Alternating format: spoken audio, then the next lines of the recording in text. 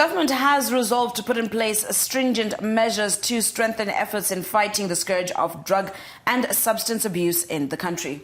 Now, speaking last night after the second cabinet meeting, Minister of Information, Publicity and Broadcasting Services, Dr. Jen van Muswede, said the National Committee on Drugs and Substance Abuse has been frequently meeting in light of the observed increases in cases of drug and substance abuse. He said 5,367 drug dealers, peddlers and suppliers were arrested between July 7th and September 23rd this year, which is a sharp increase from 4,328 arrests made for the whole of the year of 2022.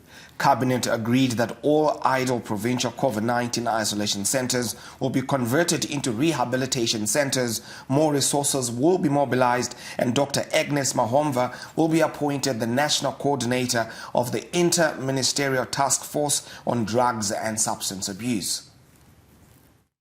The nation is informed that the National Committee has been meeting in light of the observed increases in the case of abuse of drugs, and the meetings cover reports from the pillars over the period the 7th of July 2023 to the 23rd of September 2023.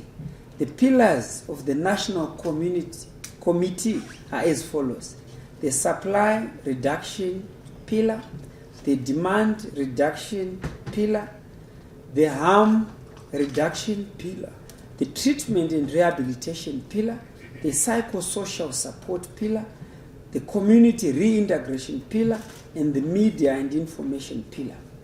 Under the supply reduction pillar, raids and operations against drug suppliers, dealers, and peddlers are regularly conducted, and a total of 5,367 offenders have been arrested during the period 7th of July to 23rd of September 2023. This represents a sharp increase compared to the 4,328 arrests made for the whole year in the year 2022. A total of 81 bases where drug users and peddlers converge to sell and consume drugs were destroyed during the period under review. Now, those figures are definitely alarming, but I am happy that there actually is seeming to be a feasible plan in being put in place. I mean, turning COVID centers into rehabilitation centers, I think, is a good start as we work our way towards probably building actual rehabilitation centers. What I do hope is that these centers will be equipped with what they need to actually deal with drug abuse cases as they should, drug rehabilitation as they should, because what's currently happening is the centers that are available right now are not equipped to deal with drug abuse. They are more mental centers, mental health care centers, than they are drug rehabilitation centers. So I hope these will be equipped with the correct medications, correct staffing, correct activities to help those who are going through the rehabilitation process have effective rehabilitation experiences. One of the things that you find when you're talking to a lot of them is they'll tell you that, look, I would like to get rehabilitated, but number one, and number two, and I can't afford it.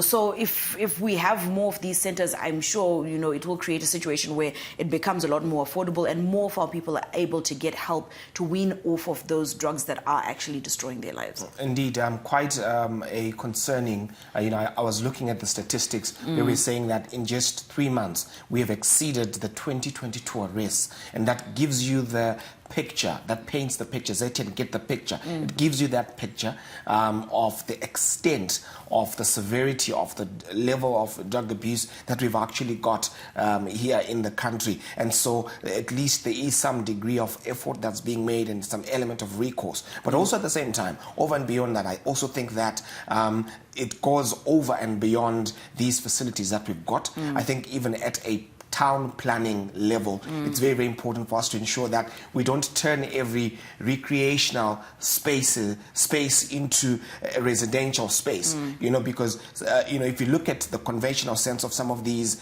urban centers, there were some designated places that were kept specifically for recreational facilities. But unfortunately, what we're seeing with our urban authorities is that some of those areas are being turned into residential areas or commercial stands, and at the end of the day, you've got less and less of recreational facilities that are supposed to be a part and parcel for society. So I think a holistic approach will be necessary. This is quite a key step, but more needs to be done. Absolutely. And as we also look at those communities, it is also a time that we as community members, as responsible community members, also start to be on the lookout for some of these things happening around our neighborhoods, and ensure that we are actively making efforts to keep our children safe from this, because they are exposed to all sorts as they go about their day-to-day activities, especially when you're in a community where chikoro chiri around the corner, you feel is safe kungobudamba ofamba zvake atosvika kuchikoro, but in the process of them moving from one place to the other, they're interacting with different people, they're seeing quite a lot of things.